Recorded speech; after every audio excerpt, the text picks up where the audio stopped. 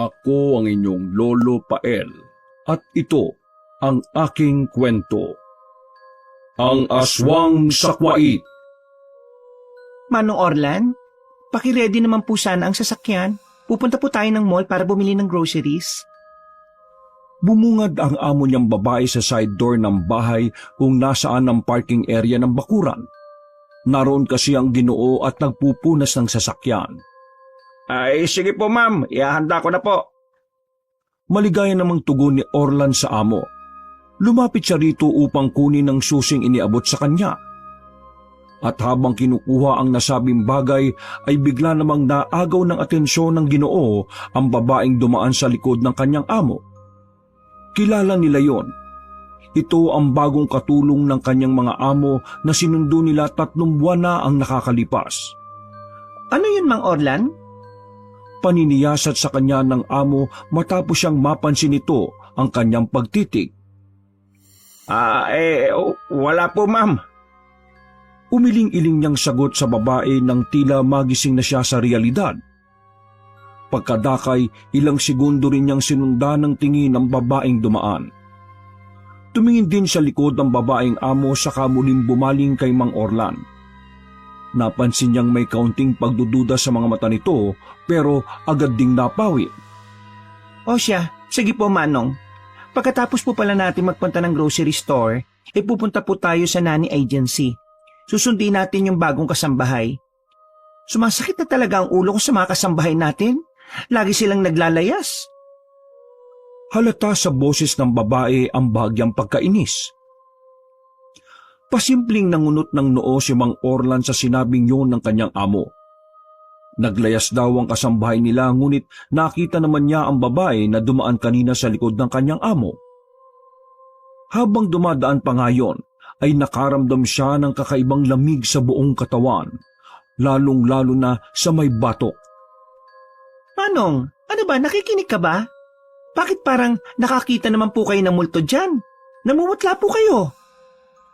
Usisa ng babaeng amo sa kanya. Lumayo na ng kaunti si Mang Orlan upang itago ang pagkabahala sa mga nakita at naramdaman. Sige po ma'am, ihahanda ko na po itong sasakyan. Pilit mang itago ng Ginoo ang pagkabalisa. Subalit dahil sa nauutal naman niyang sagot, lumabas ang tunay niyang nararamdaman. Kinuha na niya ang kanina pang inabot na susi ng amo saka dumiretso sa sasakyang gagamitin nila. Nang makasakay na ay kaagad ngang nagpark ang Ginoo sa tapat ng bahay at hinintay ang amo niyang babae. Mag-iisang taon na si Mang Orlan sa bansang Kuwait. Ipinagpapasalamat ng labis-labis ng Ginoo sa Diyos ang nangyari dahil hindi siya napunta sa malupit na boss. Bagkus ay kapwa niya Pilipino ang babaeng amo. Ngunit sa pananatili niya roon ay may napapansin siyang kakaiba. Ito na kasi ang 3 beses na pupunta sila sa isang nanny agency upang kumuha na naman ng panibagong maid. Palaging sinasabi ng mga amo niya na naglalayas daw ang mga maid pero nakikita naman niya ang mga kasambahay na naabutan niya noon at ang bagong maid na sinundungan nila 3 buwan na ang nakalilipas. Palakad-lakad lang ang mga ito sa kung saang bahagi ng bahay. Subalit hindi naman sila o siya pinapansin. Kung minsan nga ay sumasagi na sa isip ng Ginoo na multo na ang mga ito dahil ganoong umasta ang mga kasambahay. Nang maipark na nga ang sasakyan sa tapat ng bahay ay bumaba na ang lalaki. Nakuha na naman ang atensyon niya ng babaeng nagwawali sa may hardin. Ito ang unang kasambahay na naabutan niya noon sa bahay ng among babae. Sabi ni Ma'am Ada, naglayas daw ang kasambahay nila. Paano nandito naman si Morga? Usap niya sa kanyang sarili habang patingin-tingin sa babaeng nagwawali sa hardin. Ay, hindi ko na rin talaga maintindihan tong amo ko Nakita niyang tumigil si Morga sa pagwawalis nang tumunog ang pinto ng front door at iniluwan nito ang kanilang Ma'am Ada. Pagkalaon ay nadama na naman ng Ginoo ang pag-ihip ng malamig na hangin na sa batok niya lang dumaan. Nanginig siya ng bahagya, subalit kaagad niya ring inalis ang kakaibang pakiramdam na yon. Nanatili lang siyang nakatitig kay Morgan na lumakad at dumaang pasalubong kay Ma'am Ada. Napapalabas na naman ng bahay at papunta sa kinaroroonan niya. Hindi maalis ni Orlan ang paningin kay Morga na dumiretso lamang sa loob ng bahay. Ang ipinagtataka rin niya ay kung bakit parang bulag ang kanyang Ma'am Ada na tila hindi man lang nito nilingon at pinansin ang kasambahay matapos itong makasalubong. Ha? Dead makomatos naman to si ma'am. Bulong ng isip niya habang pasimpleng napapaismid. Hindi kaya may saltik na siguro tong amo ko? Sinasabi niyang wala raw yung mga kasambahay nila kasasalubong lang niya kay Morga. Pagpapatuloy ng kanyang isipan. Hoy, Manong Orlan, ayos lang po ba talaga kayo? Kanina ko pa napapansin na parang wala ka sa sarili. Masama po ba ang pakiramdam ninyo?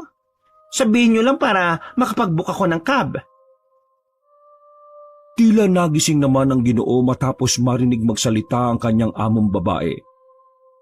Sa kanya lang din namalaya na nasa tapat niya na pala ito at pinapabuksan ang pinto ng sasakyan. Ay, nako, pasensya na po ma'am. Yun na lamang ang kanyang naisagot, saka mabilis ding pinagbuksan ng pinto ang among babae. Nang makapasok ito, ay dali-dali naman siyang sumakay sa driver's seat at naglagay ng seatbelt. Pasimpleng napakunot ng noo si Mang Orlan habang sinasaway ng isipan ng sarili. Ano ka ba naman, Ordan? Parang ikaw tuloy ang natutuliro dahil sa amo mo Sa matagal na panahon ding pananatili ni Mang Orlan sa mga amo, ay bilang na bilang ang pagpasok niya sa loob ng bahay ng mga ito. May sarili naman kasi siyang maliit na quarters na ilang metro lang ang layo sa bahay ng mga amo. Ang nasabing bahay ay sako pa rin ng lupain ng mga amo niya. Hindi naman bawal subalit pumapasok lang si Mang Orlan sa bakuran ng mga amo kung tatawagin siya. Pero hindi talaga siya nagtangkang pumasok sa loob mismo ng bahay. Ayaw niya kasing mabigyan ng ibang kulay ang pagpasok sa loob ng bahay ng mga amo. Nasa ibang bansa pa naman siya at naisip niyang mahirap kung magkakaroon siya ng issue. Marami na kasing nababalitaan na napaparusahan, kaya hanggat maaari ay siya na mismo ang umiiwas. Ngunit dahil sa hindi nga pagpasok sa mismong bahay ng mga amo, ay doon din siya nagsimulang makaramdam ng mga kakaibang bagay na pilit niyang iniaalis sa isipan, kagaya ng nangyari kani-kanina lang. Mas lumakas pa ang hindi magandang kutob niyang yon sapagkat tila ba hindi na normal ang pagkuha ng mga amo niya ng bagong kasambahay. May hinihintay pa po tayo, ma'am? Malumanay niyang tanong na tiningnan ng amo sa pamamagitan ng rearview mirror ng magara nilang sasakyan. Wala naman akong hinihintay bukod sa iyo. Sigurado ka bang ayos ka lang ba talaga? Ulit tanong ni Ma'am Ada kasunod ng paglagay ng magara nitong bag sa tabing upuan. Yes ma'am. Ayos na ayos lang po. Hindi lang ako nakapagkape kaya mukhang inaantok pa. Pero sure po, ayos lang talaga. Promise ma'am.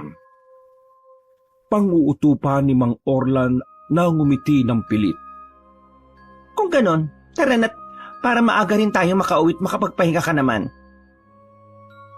Pagkasabing yun ng among babae ay kaagad nang binuhay ng tsuper ang makina ng sasakyan. Nang masigurong ayos na ang lahat, ay mabilis na nagmaneho si Mang Orlan patungo sa kanilang destinasyon. Lagpas 2 oras din na naghintay si Mang Orlan sa kanyang Ma'am Ada sa parking lot ng mall. Nang dumating nga ang babaeng amo ay sangkaterbang grocery na naman ang pinamili nito na karamihan ay puro mga karne. Pasimpleng napailing ang tsuper habang nakatingin sa babaeng amo. Malamang sangkatutak na karne na naman yan. Pagkuwan ay bulong niya sa sarili na hindi nga siya nagkamali. Halatang mahilig sa karne ang kanyang mga amo dahil yun din ang kinakain ni Mang Orlan. Madalas din kasi siyang isabay ni Ma'am Ada sa pagbili ng mga grocery kaya umay na ang Ginoo sa kakakain ng karne. At kapag nagsasawa siya, ay bumibili at nag-iimbak na lang si Mang Orlan kung minsan ng mga instant noodles at iba't ibang uri ng sardinas para maiba naman ang kanyang panlasa. Kung pinapalad ay sinasamahan niya na rin ng tuyo at daing. Kunot noo siyang lumabas ng sasakyan at tinulungan ang babaeng amo. Kinuha niya ang ilang kilong karne at kagad itong dinala sa compartment ng sasakyan. Thank you, Mang Orlan, ha? Pagkuha ay bigkas ng babae. Ay, nako, madam, kasama yan sa trabaho ko. Huwag po kayo magpasalamat. Pahambol pang bigkas ng tsuper bago pagbuksan ulit ng amo ng pinto ng sasakyan. Nang matapos sila sa mall, ay nagtungo na nga ang dalawa sa nanny agency upang sunduin ang bagong kasambahay.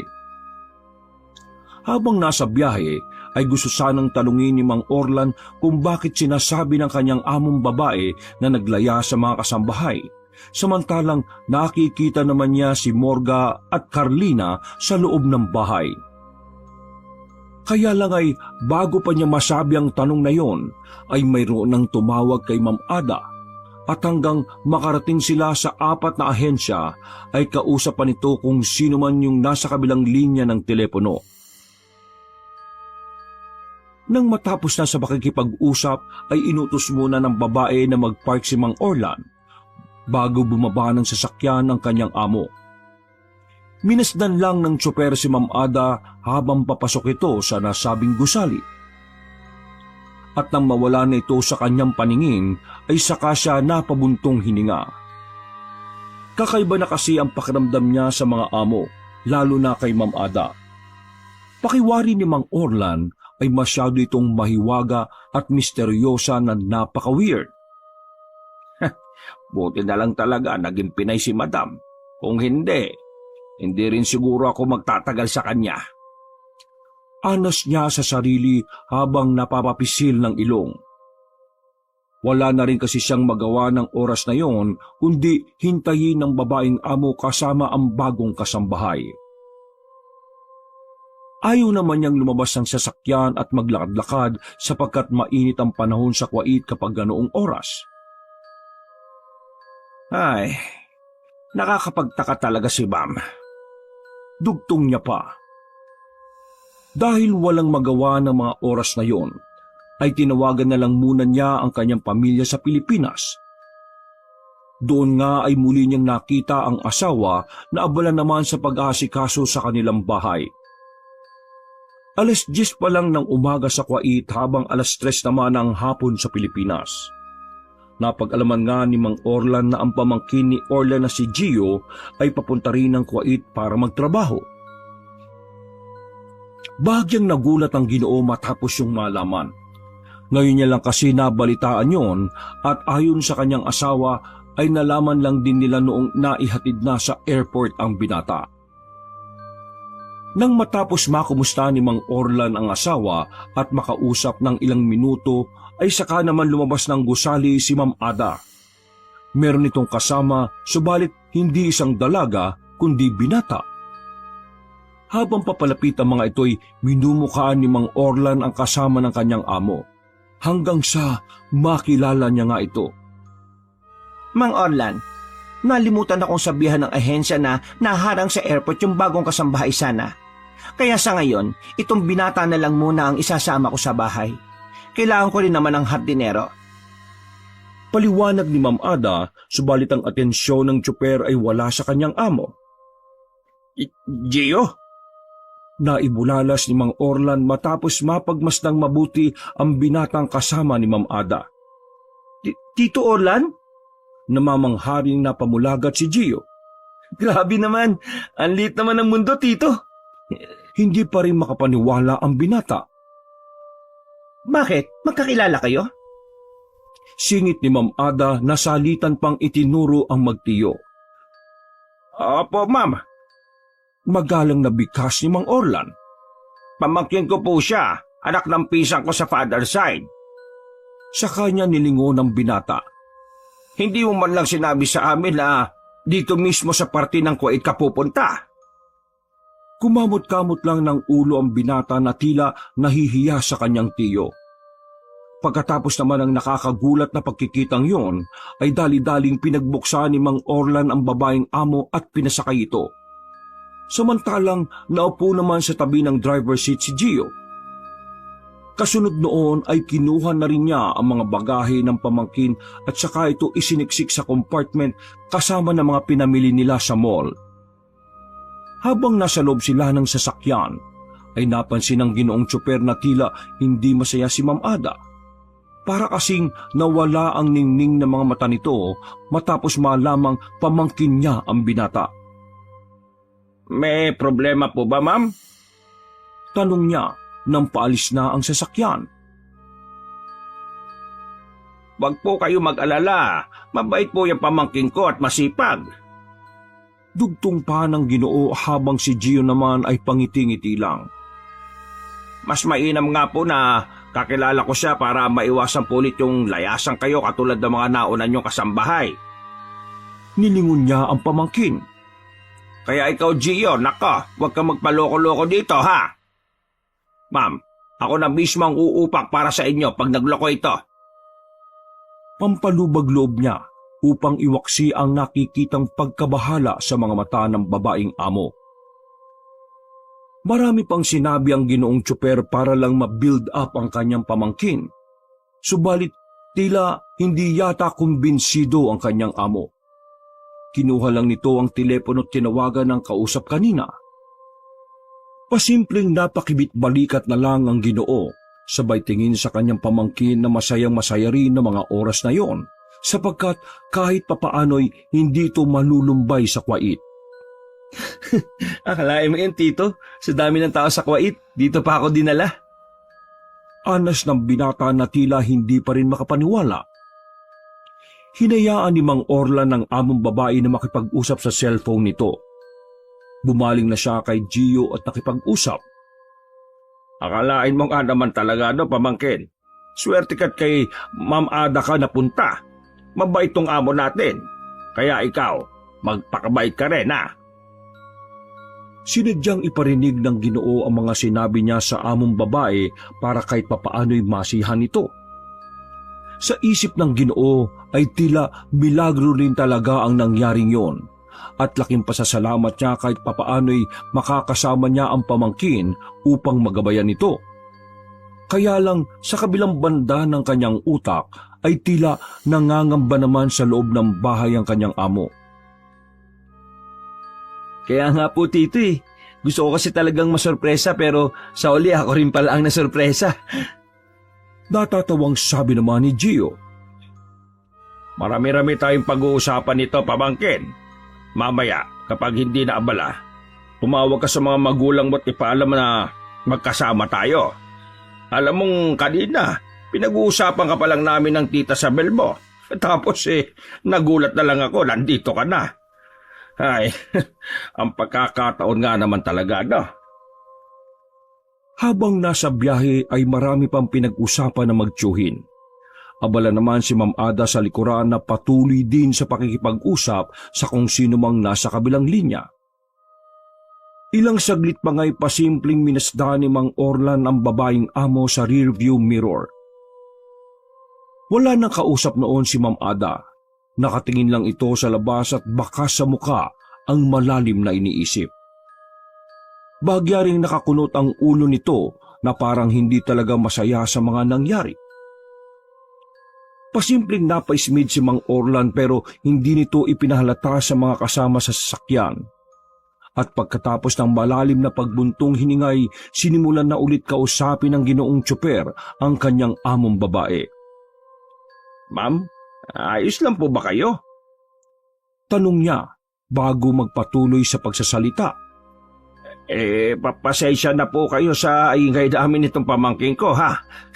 Na-miss lang talaga namin ang isa't isa, eh. Para tuloy akong bumalik sa Pilipinas dahil dito kay Gio.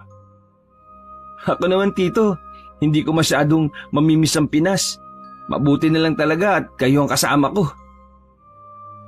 Magiliw na bigkas ng binata. Ngumiti ang Ginoong Tsoper matapos sumulyap sa pamangkin.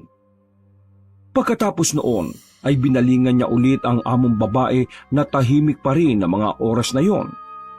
Medyo ipinagtaka ni Mang Orlan ang katahimikang yon ni Ma'am Ada dahil dati naman ay masaya ito sa tuwing makikipag-usap. Ma'am, kung pwede po sana doon na lang sa quarters ko itong si Gio tumuloy. Total, pareho naman kaming lalaki. At saka, kasya naman ang 2 tao doon. Hindi na natapos ng Ginoong Tsoper ang sinasabi sapagkat biglang nagtaas ng kilay ang kanyang among babae at sumigaw. No, hindi pwede. Saglit na nakatinginan na magtiyo matapos magalit na magbigkas si Ma'am Ada. Biglang nag-iba ang ambyan sa loob ng sasakyan dahil doon. Nanahimik din tuloy bigla ang 2 lalaki habang hindi pa rin makapaniwala. Ito kasi ang unang pagkakataon ni Mang Orlan na marinig ang galit na tinig ng kanyang among babae. Dahil din doon ay hindi sinasadyang naipreno ng Ginoo ang sasakyan dala ng matinding pagkagulat. Tila nagulat din naman si Ma'am Ada sa kanyang ginawa, kaya pagkatapos noon ay nag-ayos na lang to ng sarili habang nanatili sa pagkakaupo. Okay ma'am, nagmakasakali lang naman po ako. Malumani na nabigkas ni Mang Orlan bago pa andiring muli ang sasakyan. Dahil sa nangyaring yon, ay wala nang nagsalita pa sa kanila habang nabiyahe. Hindi pa rin makapaniwala si Mang Orlan na nasigawan siya ng among babae sa unang pagkakataon. Lumakas tuloy ang kabog ng kanyang dibdib na tila naririnig na niya dahil sa katahimikan. Parang nalunok na rin ng Ginoong Tsoper ang dila niya sa nangyaring yon. Pakiramdam niya rin kasi ay napahiya siya sa kanyang pamangkin, samantalang sinabi pa naman niya na napakabait ng kanilang mga amo. Nang mga oras na yon, ay gustong humingi ng paumanhin ni Mang Orlan kaya lang ay bigla na lang siyang kinain ng takot na muling magsalita. Naisip niya kasi na sa oras na muli siyang magbuka ng bibig ay baka magalit na naman ang kanyang among babae. Bakit kaya siya nagalit? Tanong ng isip ng Ginoong Tsoper habang ang mga matay nakatuon sa kanilang dinaraanan. Si Gio naman ng mga sandaling yon ay hindi rin alam ang mararamdaman. Napatingin lang siya ng simple sa tiyuhin habang pinipigil ang mga kamay sa panginginig. Bigla na lang kasing nahintatakutan ng binata sa inasta ng kanilang amo. Pasensya na kayo kung nagtaas ako ng boses.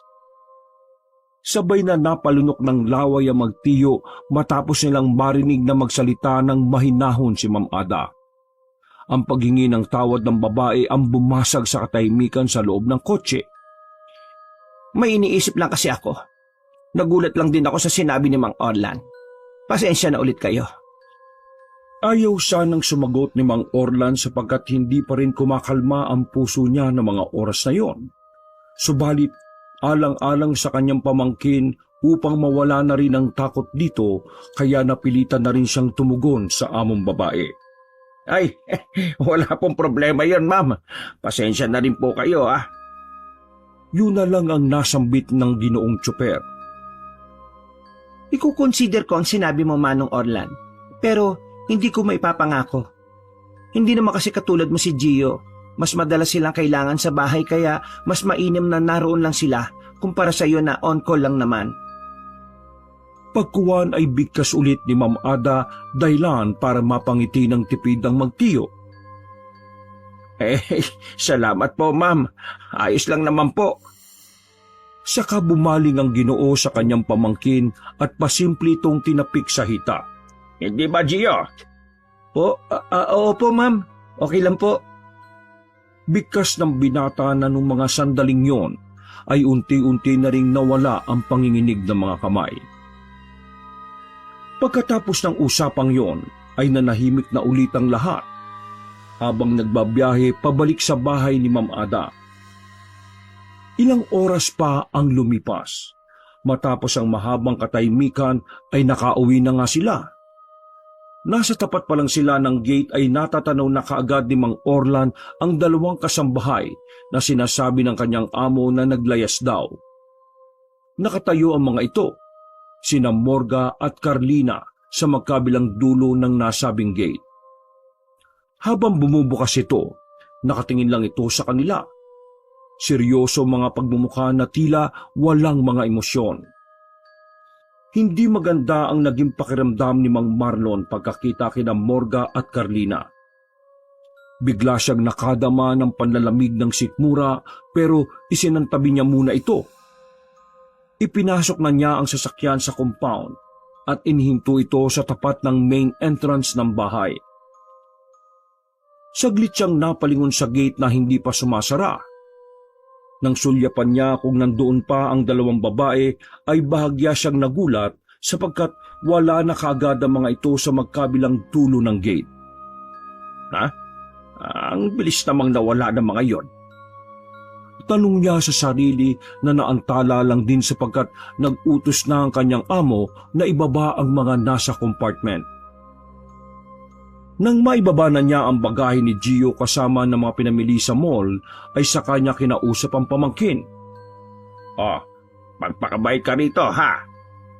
Bili ng Ginoo sa binata na ngumiti lang. Siyempre naman, Tito. Hindi ko po kayo ipapahiya. Promise. Ngumiti lang si Mang Orlan at magsasalita pa sana, kaya lang ay tinawag na siya ni Ma'am Ada. Manong Orlan, pwede mo nang iwan dito si Gio. Magpahinga ka na muna ngayon dahil parang napansin ko kanina pang umaga na medyo wala ka pa sa wisyo. Napakamutulo ang Ginoong tsuper. Oo. Kaya nga po, ma'am. Pasensya na rin po pala kanina, ha? Saka siya yumukod bilang paggalang sa among babae. Pag-angat ng kanyang mukha ay tumambad sa kanyang paningin sina Morga at Carlina na nasa likuran na ng kanyang amo. Katulad pa rin kanina ang reaksyon ng mga mukha nito. Tila walang kaimu-emosyon. Ayos lang ba sila Morga at Carlina, ma'am? Pagkuhan ay wala sa sariling tanong ni Mang Orlan dahilan ng bagyang pagkunot ng noo ng amo niyang babae. Hindi na kumibo si Ma'am Ada. Bumaling na lang ito kay Gio na nung mga oras na yon ay bitbit na ang mga sangkaterbang karne na binili sa mall kanina. Tutulong sana si Mang Orlan kaya lang ay pinigilan siya ng kanyang amo. Si Gio na ang bahala sa mga yan. Kunin mo na lang ang isang supot na yon. Yan ang supply mo ng pagkain. Pwede ka na umuwi. Saka kinausap ng babae ang binata. Ikaw, sumunod ka kagad sa akin para mabili na kita. Ma'am, Giovanni po. Pero Gio na lang pong itawag niyo sa akin. Ngumiti ang binata pero halata pa rin ang matinding pag-aalala sa mukha nito dahil sa nangyari kanina. Hindi rin inaasahan ni Gio na hindi niya naman pala makakasama sa iisang bubong ang kanyang tiyuhin, kaya nalungkot din siya ng mga oras na yon. Oo nga pala, Gio, sumunod ka kagad sa akin sa loob para mabigyan ka ng instruction sa mga dapat at hindi mo dapat gawin dito sa compound. Pagkasabing yun ng babaeng amo ay naglakad na ito papasok sa loob ng bahay. Napatingin naman doon si Mang Orlan habang minamasdan din sina Morga at Carlina na nakatingin pa rin sa kanya, subalit dinaanan lang ng kanilang among babae. Hindi talaga maganda ang kutob niya ng mga sandaling yon, subalit pilit niyang ipinapanatag at inaalis sa isipan ang mga hindi magandang naiisip. Mas inisip na lang din niya kung paano maaalalayan ng pamangkin na bago lang sa banyagang lugar na yon. Nang tingnan at mapansin ni Mang Orlan ang bagabag sa puso ni Gio, ay tinipik niya ito ng ilang ulit sa balikat bilang pagpapalakas sa loob nito. Kayang-kaya mo yan. Wala sa lahi natin ang mabilis sumuko, no? Makukuha mo rin ang loob ni Ma'am Ada. Maniwala ka sa akin. Ngayon lang yan nagsalita ng pagalit. Natsyempuhan mo pa no? Saka sila nagngitian. Sige na. lalabas na ako. Tawagan mo lang ako sa telepono kapag kailangan mo ng tulong. Sundot pa ng Ginoo. Sige po, Tito. Bigkas ng binata na dali-dali na ring naglakad papasok sa loob ng bahay. Habang minamasdan ng Ginoo ang pamangkin na papalayo, ay sa kanya napansin sina Morga at Carlina na biglang naging tila aligaga ang pagmumuka habang sinusundan din ng tingin si Gio. Nagtaka siya sa ikinikilos ng mga ito kaya lumapit siya sa dalawang kasambahay. May problema ba kayong dalawa? Anong ginagawa nyo? Wala sa sariling tanong ni Mang Orlan sa dalawang kasambahay, subalit tila bingi ang mga ito na hindi siya narinig. Nakatuon lang ang atensyon ng dalawa kay Gio na nung mga oras na yon ay wala na sa kanilang paningin. Hoy, Morga, Carlina, kinakausap ko kayo. Anong problema? Bakit parang aligagang-aligaga kayo? Hindi na natapos pa ni Mang Orlan ng binibigkas sapagkat bigla na lang sumigaw ng ubod lakas ang dalawang kasambahay. Dahil doon ay napatakip tenga siya sa sobrang pagkarindi. Subalit kahit na mahigpit ang pagkakatakip ng kanyang tenga ay dinig na dinig niya pa rin ang sigaw ng dalawang kasambahay na pagkuwan ay napalitan ng mga boses na tila nagbibigay babala. Nangilabot ang buong katawan ni Mang Orlan matapos malinaw na madinig ang sinabi ng dalawang kasambahay. Sinisigawan ng mga ito ang pamangkin niyang si Gio na huwag pumasok sa loob, katulad ng nangyari sa kanila ay mamamatay daw din ng binata kapag sumunod kay Ma'am Ada. Dahil sa paulit-ulit yung narinig ng Ginoong Tsuper, kaya ba tila natulig siya sa lakas ng boses ng mga kasambahay. Hindi rin siya makapaniwala sa mga naalaman ng mga oras na yon. Tama nga ang matagal niya ng hinala na patay na ang dalawang kasambahay at ang nakikita niya na lang ay ang mga kaluluwa ng mga ito na hindi matahimik dahil sa kung anong ginawa ng kanilang among inakala niya na napakabuti. Anong ginawa sa inyo ni Ma'am Ada? Tila biglang nanghina ang Ginoo dahil sa lakas ng mga sigawang kanyang naririnig. Napalod na lang siya bigla hanggang sa maramdamang nagdurugo na ang kanyang tenga. Kasunod noon ay hindi na niya naiintindihan pa ang mga nangyayari. Unti-unti siyang bumagsak sa semento at bago tuluyang mawalan ng malay ay naaninag niya pa ang totoong itsura ng mga kasambahay na matagal na palang patay. Tila naaagna sa mga itsura ng mukha nito at wakwak pareho ang buong katawan na parang kinain ng lamang loob. Pakiwari ni Mang Orlan ng mga oras na yon ay sinasabihan siya ng mga ito na tumayo at iligtas si Gio, kaya lang ay hilong-hilo na talaga siya. Ang huling naaninag ng Ginoong Tsuper ay si Ma'am Ada na nakasimangot habang papalapit sa kanya. Hindi ba sinabi ko sa'yo umuwi ka na? Galit nitong sabi. Yun na ang huling narinig ni Mang Orlan bago tuluyang nakawi ng kanyang kamalayan. Marahang napabalikwas ng bangon ng Ginoong Tsuper matapos makadinig ng boses sa hindi kalayuan. Marahan niyang iminulat ang kanyang mga mata habang pinakikinggan ang boses. Nang maging malinaw na ang lahat, ay sakalang tumatak sa kanya kung kanino ang tinig na naririnig kanina pa. Tito Orlan, tulong! Panaghoy ni Gio kaya lang ay hindi naman ito makita ng Ginoong Tsuper sapagkat napakadilim ng kapaligiran. Walang maaninag si Mang Orlan kaya sinundan na lang niya ang pinanggagalingan ng palahaw. Tumayo siya at nagsimulang maglakad habang iniunat ang mga kamay upang makapa ang hangganan ng kadiliman. Gio! Balik sigaw niya. Tito Orlan, tulungan mo po ako! Nagsumigaw na naman sa takot ang binata kaya mas nagmadaling nangapa sa dilim ang Ginoong Tsuper. Gio, pamangkin, nasan ka ba? Lakasan mo ang boses mo, pupuntahan kita! Habang patuloy na nangangapa sa kadiliman, ay inaalalang mabuti ni Mang Orlan ang dahilan kung bakit siya napunta sa madilim na lugar na yon, na kahit isang butil ng liwanag ay wala siyang makita. Ilang saglit pa nga ay unti-unting nagbalik sa kanyang alaala ang mga nangyari kanina. Ang pagsigaw ng mga kaluluwa ni Morga at Carlina na hindi matahimik at ang babala ng mga ito tungkol sa katotoong pagkatao ng amo nilang si Ada. Matapos maalala ang mga yon, ay mas lalo namang nag-alala ang Ginoong Tsuper para sa kaligtasan ng kanyang pamangkin. Tito, nasaan ka na? Tulong please! Muling sigaw ng binata na dahilan para mas lalong hindi magkamayaw si Mang Orlan na hanapin ang kinaroroonan ng boses. Dahil sa dilim ng paligid ay walang makitang kahit na ano. Kaya naman habang naghahanap at nangangapa sa dilim ay biglang nadapa ang Ginoong Tsuper matapos makatapak ng kung anong bagay na medyo matigas. Pumaibabaw si Mang Orlan sa kanyang nadapaan at nang hinipo-hipo niya ito upang suriin ay ganun na lang ang kanyang pagkasindak. Matapos mapagtantong hindi lang ito basta kung anong bagay, kundi katawan ng patay na tao. Napasigaw siya sa sobrang takot hanggang sa mabilis na gumapang upang makaalis sa patay na katawan. Kaya lang ay bumunggo naman siya sa isa pang bagay.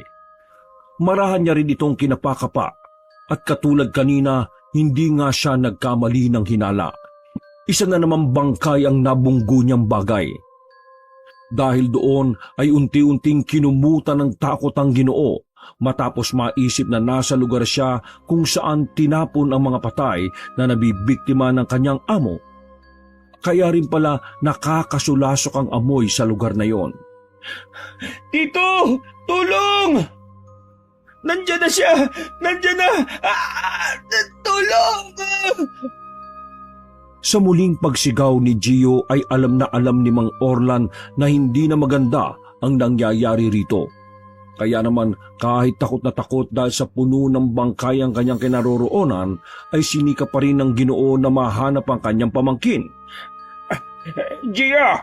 Gia! Gia! Sigaw niya na wala ng pakialam kung anuman ang mabunggo.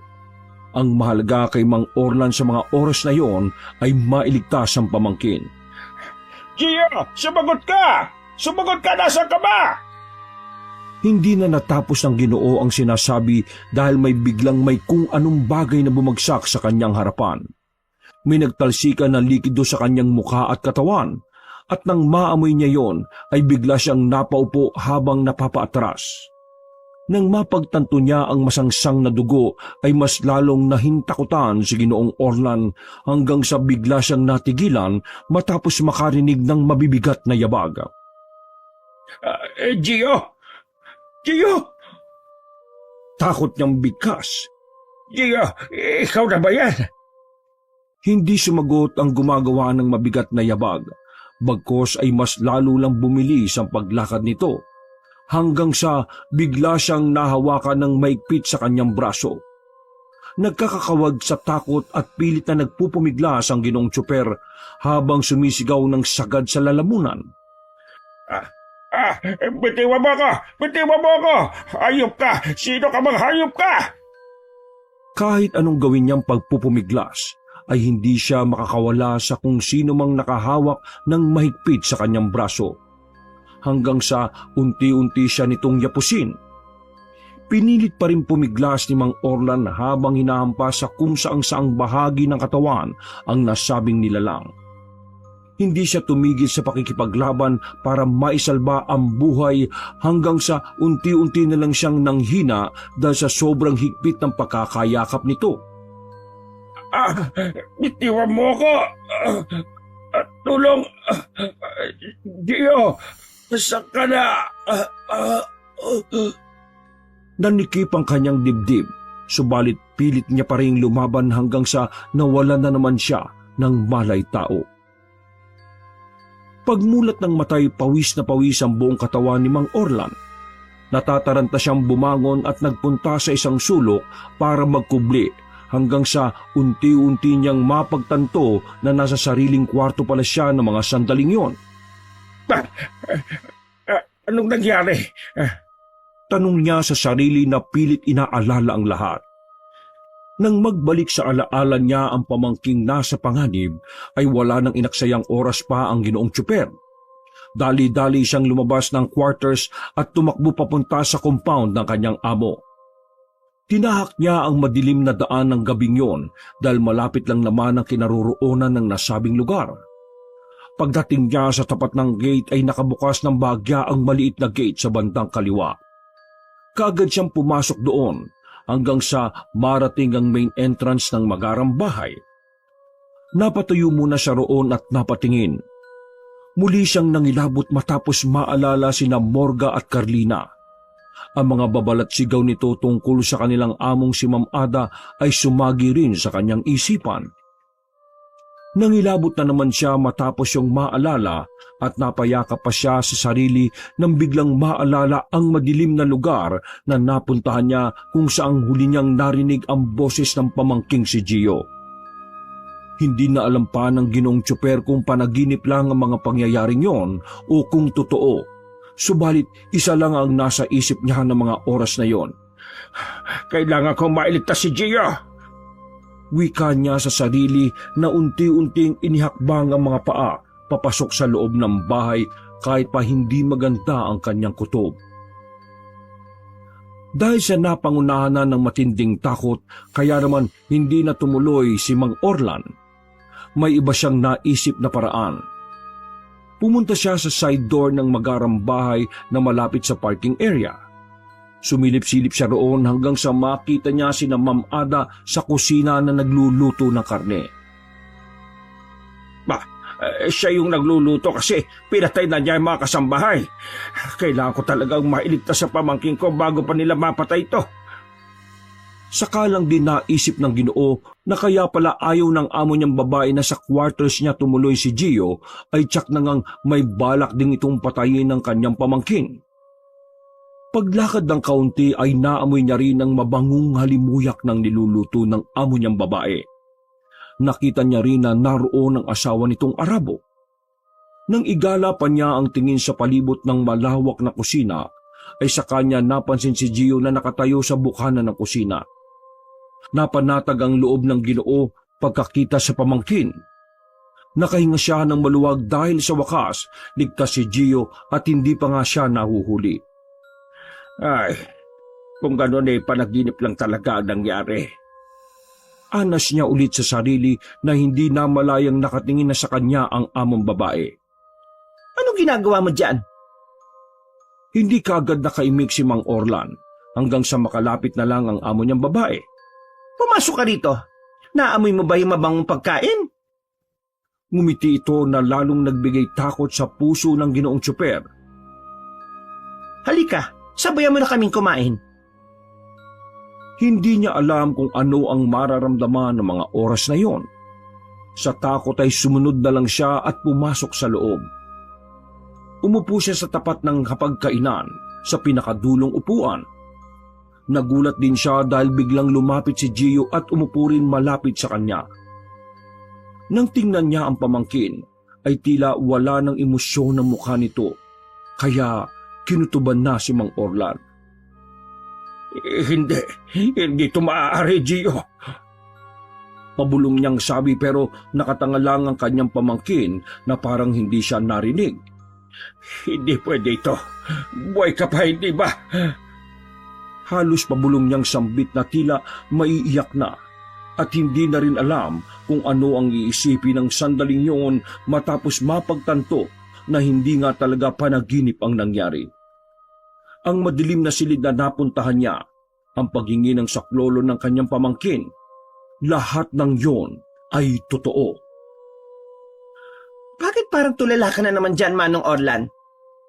Pagkalapit ni Ma'am Ada ay may dala na itong pagkain. Mainit-init yon at talagang umahalimuyak ang bango. Naglaway naman ang asawang Arabo ni Ma'am Ada na dali-daling hinigop ang sabaw at kinain ng karne kahit mainit pa ito. Sige na, kumain ka na. Bigkas ulit ni Ma'am Ada na unti-unting nagbabago ng anyo. Nang makita ni Mang Orlan ay bigla siyang nanginig sa sobrang takot. Hindi siya nakagalaw ng mga oras na yon matapos makita ang nakakatakot na itsura ng amo niyang babae. Tikman mo na ang karne ng pamangkin mo, Manong Orlan. Sige na. Mas lalong nangilabot ang Ginoo dahil doon. Hindi niya alam kung anong gagawin sa mga oras na yon sapagkat ang kaharap niyang magandang babae noon na at inakalang mabait na amo ay nagkukublilang pala ng anyo. Anong ginawa mo sa pamangkin ko? Saan mo dinala ang katawan niya? Lakas loob niyang tanong, kahit ang totoo ay takot na siya ng sobra.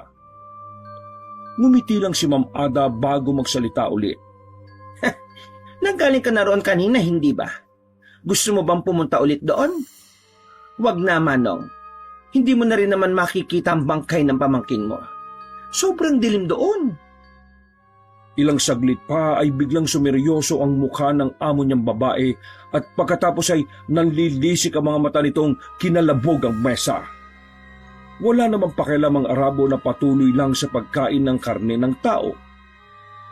Kakainin mo ba yan o ikaw ang kakainin ko?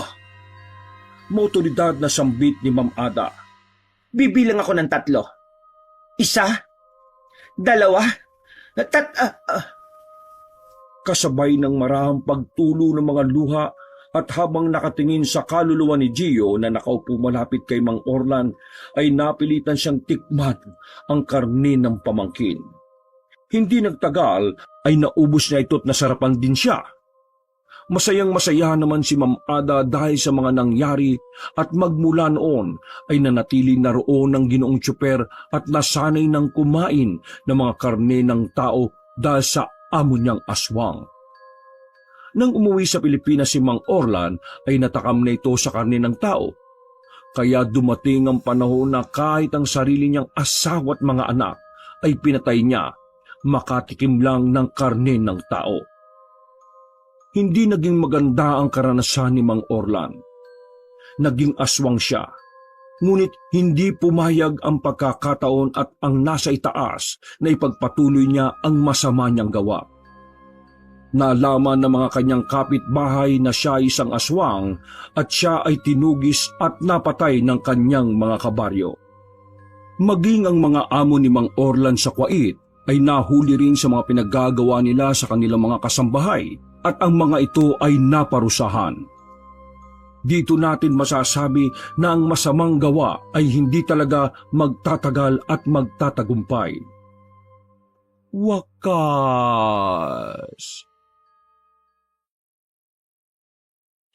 Ako ang inyong Lolo Pael at ito ang aking kwento.